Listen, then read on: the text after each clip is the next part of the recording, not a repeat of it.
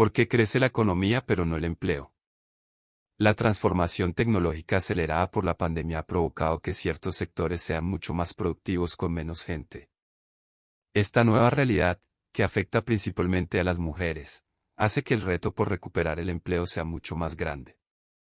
Por estos días el presidente Iván Duque saca pecho por el crecimiento de la economía.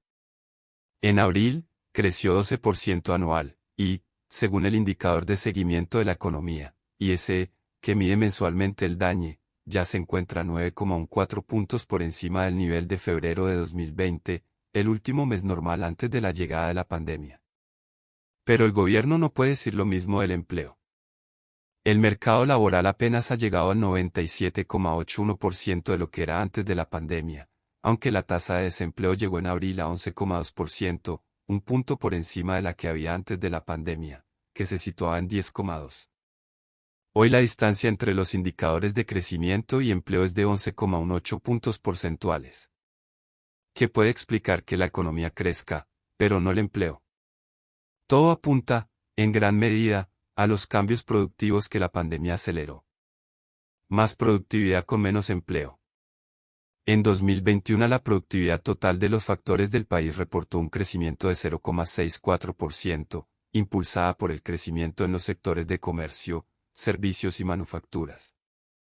Estos sectores, que han sido los grandes generadores de empleo en el país, aumentaron sus herramientas tecnológicas y lograron tener una mayor productividad con menos empleados.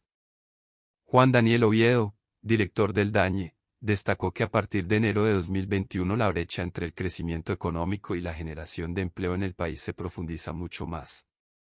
En la crisis que generó la pandemia y los confinamientos, hubo una recomposición de la forma como se combinan el factor trabajo y el factor capital en varias ramas de actividad, particularmente en los sectores manufacturas y servicios.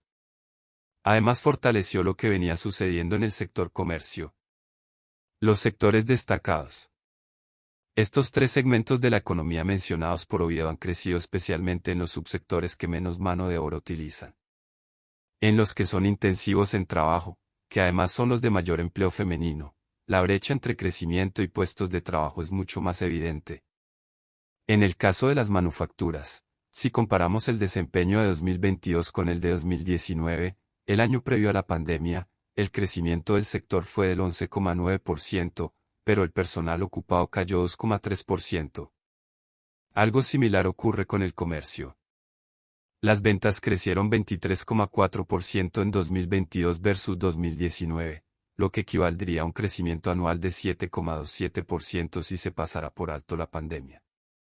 Pero el número de empleados bajó 1,9% entre 2019 y 2022. Aunque en el comercio minorista desde antes de la pandemia ya se veía un cambio tecnológico con las plataformas de ventas en línea y nuevos modelos de negocio como las tiendas de descuento duro, la emergencia sanitaria aceleró el cambio y agravó la situación para quienes viven de este tipo de empleos que, de nuevo, son en su mayoría mujeres. Un ejemplo, destacó Oviedo, es que buena parte del comercio electrónico básico en el país es de prendas de vestir. Eso significa que se requieren menos puntos físicos de venta y menos vendedoras o asesoras para los compradores.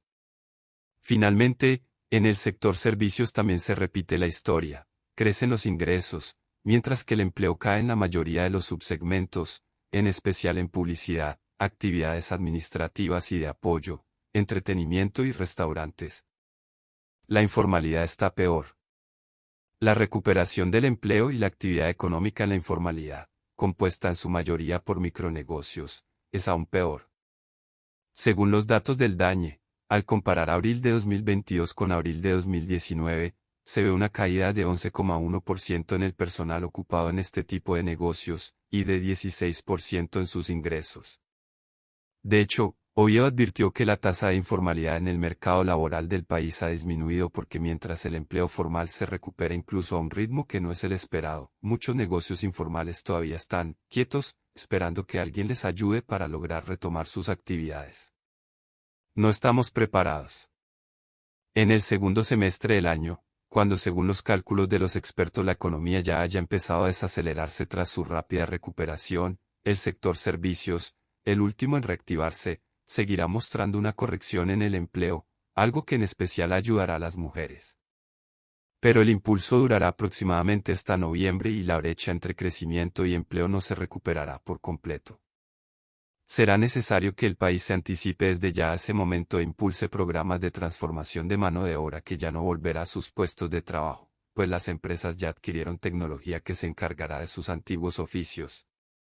Asimismo, para el nuevo gobierno será un reto la educación técnica y continua, algo para lo que el SENA no será suficiente.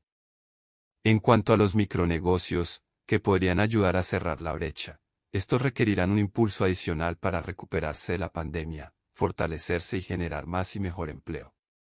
Germán Machado, profesor de Economía de los Andes, agrega, también habría que considerar que Colombia tiene una tasa de desempleo natural muy alta, que se ha calculado cercana al 10%.